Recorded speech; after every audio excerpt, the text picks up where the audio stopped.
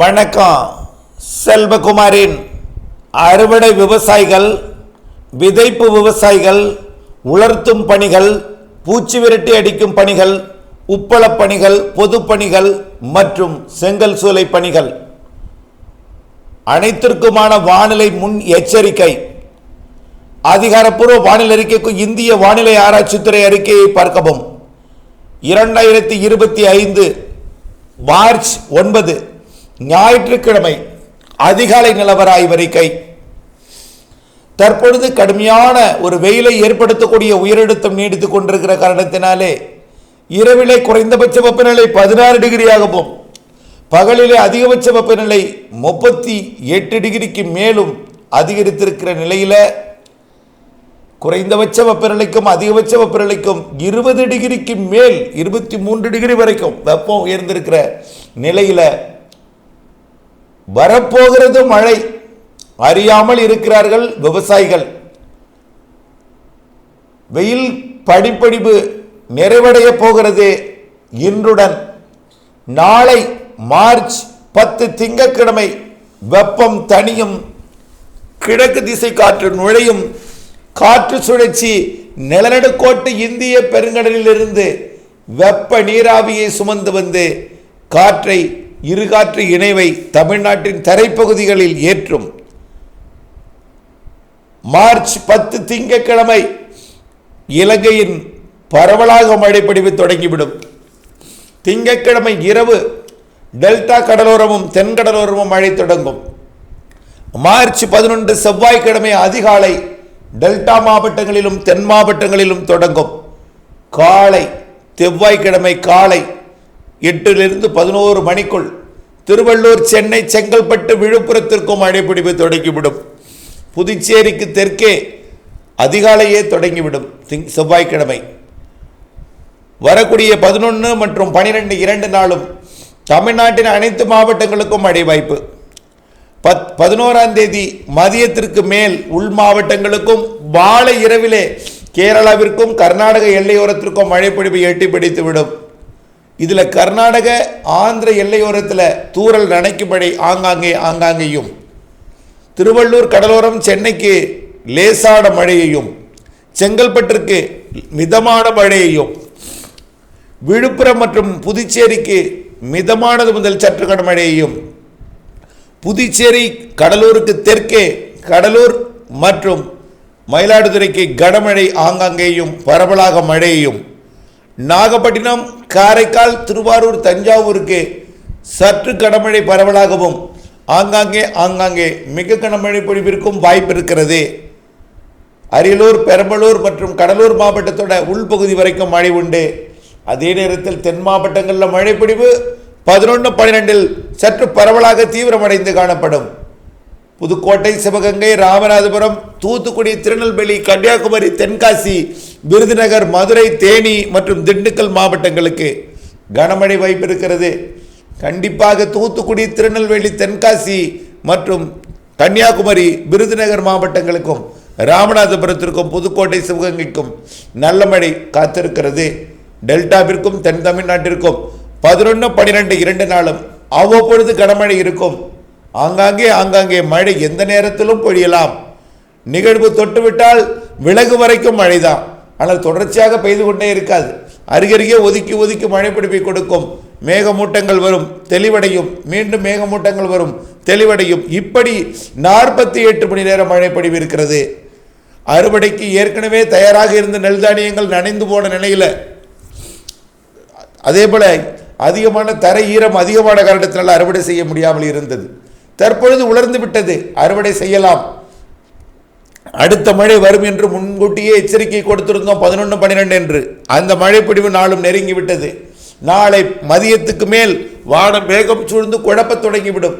இன்றைக்கு ஒரு நாள் மட்டும்தான் நல்ல ஒரு வெயிலும் நல்ல ஒரு பிரகாசமான ஒரு வானிலையும் இருக்கும். நாளை திங்கட்கிழமை காலைக்கு பிறகு மேகம் சூழத் தொடங்கும். மாலை கடுமையான ஒரு மிரட்டு வானிலையாக இருக்கும். நாளை மதியம் மாலைக்குள் அறுவடை செய்து அறுவடை தானியங்களை சேமித்து, அறுவடை செய்த பிறகு வைக்கோல் போன்ற ஒரு தீவனத்தையும் சேமித்து பாதுகாத்திடுங்கள்.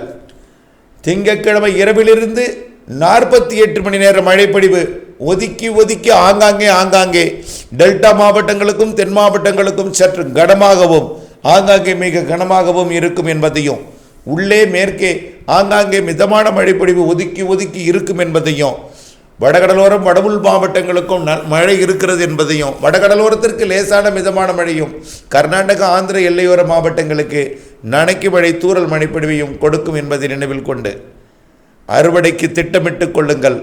முதிர்ந்த நெல் தானியங்களை மட்டும் விரைந்து அறுவடை செய்திடுங்கள். வரக்கூடிய 11-12 மழைப்பொழிவு கொடுத்த பிறகு 13ஆம் தேதி குழப்பமான வானிலை மேகமூட்ட வானிலை நீடிக்க வாய்ப்பு இருக்கிறது. 14, 15 2 நாளும் நல்ல மீண்டும் ஒரு தெளிவான வானமாகிவிடும். மீண்டும் வெயில் 36 டிகிரிக்கு மேல் 38 டிகிரி செல்சியஸ் வரை 100 டிகிரி வரை தோடும். 15, 16 14, 15 தேதிகளில் மீண்டும் 16 அடுத்த காற்று சுழற்சியால் குழப்ப வானிலை மேகம் மூட்டமெல்லாம் சூட தொடங்கினோம். 16ஆம் தேதி 17ஆம் தேதி மீண்டும் மழை வாய்ப்பு. இலங்கைக்கு 16ஆம் தேதியே மழைப்பொழிவை தொடங்கினோம். தமிழ்நாட்டிற்கு 17, 18, 19 தேதிகளிலே குறிப்பாக தென் மாவட்டங்களுக்கும் தென் மாவட்ட மேற்கு தொடர்ச்சி மலைக்கும் 17, 18, 19 தேதி கனமழை காத்திருக்கிறது. ஒட்டுமொத்த நீலகிரி வரைக்குமே அது நல்ல மழைப்பொழிவை கொடுக்கும். டெல்டா தென் தமிழ்நாடு மற்றும் மத்திய உள் மாவட்டங்கள் மேற்கு தொடர்ச்சி மலை மாவட்டங்களுக்கு 17, 18, 19 மழைப்பொழிவு வலுவாக தெரிகிறது. இப்படி மாத இறுதி வரை காற்று சுழற்சி குழப்பிக் கொண்டே இருக்கும். 17 மாத இறுதி வரை இதில் 22க்கு மேல் மேலும் ஒரு காற்று சுழற்சி வந்து கொஞ்சம் நல்ல மழைப்பொழிவை கொடுக்கலாம். இப்படி மார்ச் இறுதி வாரம் குழப்ப வானிலை மழை வானிலை எல்லாமே இருந்து கொண்டிருக்கும். வெப்பநிலையை பொறுத்த வரைக்கும் இன்றைக்கு ஒரு நாள் அதிகமான வெப்பம் இருந்தாலும் மழை நாளையிலிருந்து மேகமூட்டம் மழை வானிலை வரப்போகிற காரணத்தினாலே வெப்பம் தனியும். 14, 15, 16 மீண்டும் 3 நாட்களுக்கு வெப்பம் உயர்ந்திருந்தாலும் 14, 15 2 நாள் மட்டும்தான் 100 டிகிரிக்கு தாண்டும் 100 டிகிரி தோடும். பிற நாட்களில் இருக்க வாய்ப்பில்லை. ஆக இந்த மாதத்தில் ஒரு 3 நாள் 4 நாள் மட்டும்தான் கொஞ்சம் அதிகபட்ச வெப்பநிலை தெரிகிறது. மீத நாள் எல்லாமே புழுக்கமான வானிலையும் குழப்ப வானிலையும் மழை வானிலையும் 11, 12, 17, 18, 19 எல்லாம் கண்டிப்பாக மழை வானிலையும் ஒதுக்கி ஒதுக்கி கொடுக்கும் என்பதை நினைவில் கொண்டு திட்டமிட்ட பணி செய்திடுங்கள்.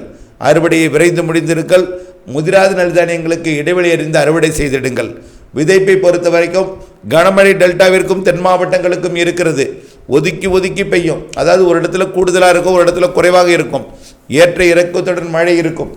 ஆகவே பெய்யும் இடத்துல கனமழை காத்திருக்கிற காரணத்தினாலே அறுவடைக்கு திட்டமிட்டுக் கொள்ளுங்கள். அதாவது எள் போன்ற தானியங்கள் இது உகந்ததாக என்னை பொறுத்த வரைக்கும் தெரியவில்லை. காரணம் 2 இலை பயிர், அதாவது முளைப்பு திறனையும் பாதிக்கக்கூடிய மழை இருக்கு. ஏற்கனவே விதைக்கப்பட்டிருந்த எள் தானியங்களுக்கும் கொஞ்சம் கூடுதல் மழை பொழிந்தாலே சோர்வடையக்கூடிய நிலையும் இருக்கிறது. நிலக்கடலைக்கும் அச்சுறுத்தல் இருக்கிறது. ஆகவே இன்றைக்கு நாளைக்கு நிலக்கடலைக்கு நீர் பாய்ச்ச வேண்டாம். வரக்கூடிய செவ்வாய் புதன் மழை இருக்கிறது என்பதை நினைவில் கொண்டு அளவான ஈரப்பதம் கொடுப்பது அவசியம் என்பதை நினைவில் கொண்டு இன்றைக்கு நாளைக்கு நீர் பாய்ச்ச வேண்டாம். செவ்வாய் புதன் மழைப்பொழிவை பெற்ற பிறகு 17, 18, 19 மழைப்பொழிவு இருக்கிறது என்பதை நினைவில் கொண்டு திட்டமிட்ட மேலாண்மை செய்திடுங்கள். ஆனால் இந்த மழையை நம்பி பெரிய அளவிலே திட்டம் வகுத்து கொள்ளக்கூடாது. மழைப்பொழிவு மார்ச், ஏப்ரல், மேல இருக்கிறது. ஆனால் நிகழ்வு இருக்கிறது. ஒதுக்கி ஒதுக்கித்தான் பெய்யும். மழை காலமாக இருந்தால் கூட அது ஒதுக்குதல் இருந்தால் மழை பொழியும் எல்லாம் உங்களுக்கு தெரியும். கைவசம் நீர்த்தேக்க கவலை இல்லாமல் நீர்த்தேக்கி கவலை இல்லாமல் விவசாயம் செய்ய மழைநீர் சேகரிப்பு அமைப்பை ஏற்படுத்துங்கள். கண்டிப்பாக ஏதோ ஒரு நாள் உங்களுக்கு கனமழை பொழிவை கொடுத்து மிக கனமழை பொழிவை எல்லாம் கொடுத்து உங்களுடைய பண்ணை குட்டையையும் நிரப்பும். எந்த நேரமும் மழைநீர் சேகரிப்பு அமைப்பை தயாராக வைத்திருங்கள். அப்பொழுது சேமித்து கைவசம் நீர் வைத்து கவலை இல்லாமல் விவசாயம் செய்யுங்கள். மேலும் கோடை மழைப்பொழிவு மாதத்திற்கு ஒரு நிகழ்வு வலுவாகவும் பிற 2 நிகழ்வு சாதாரண நிகழ்வாகவும் இருக்கும். வெயிலும் இருக்கும், மழையும் இருக்கும். இவற்றை நினைவில் கொள்ளுங்கள். உப்பளப்பணிகள் பூச்சி விரட்டி அடிக்கிறதுக்கு இதே வானிலை தான், அதே போல் உலர்த்துதலுக்கு இதே வானிலை தான். பார்த்து கொள்ளுங்கள். 10ஆம் தேதி இரவிலிருந்து மழை. அடுத்தபடியாக உப்பளப்பணிகளை பொறுத்த வரைக்கும் உப்பு பாத்தியில் இருக்கக்கூடிய உப்பை வரக்கூடிய 10ஆம் தேதி மாலைக்குள்ளே வாரி பாதுகாத்திடுங்கள். 11ஆம் தேதி 12ஆம் தேதி கனமழை காத்திருக்கிறது. அகஸ்தியம்பள்ளி வேதரணை பகுதிக்கும் அதே போல் கடினல்வேல் பகுதிக்கும் அதே போல் தூத்துக்குடி மாவட்ட பகுதிகளுக்கும் கடல் உப்பள பகுதிகளுக்கும் கனமழை காத்திருக்கிறது என்பதை நினைவில் கொண்டு 11, 12 கனமழை, அடுத்தது 17, 18, 19 தூத்துக்குடிக்கு உறுதியாக கனமழை இருக்கிறது என்பதை நினைவில் கொண்டு வானிலை அப்டேட்ஸுடன் இணைந்திருந்து வெயில் இருக்கிறது கோடையில், அதே நேரத்தில் மழை இருக்கிறது என்பதையும் நினைவில் கொண்டு திட்டமிட்ட பணி செய்து அப்டேட்ஸுடன் இணைந்திருந்து லாபம் அடைய அன்போடு கேட்டுக்கொள்கிறேன். நன்றி.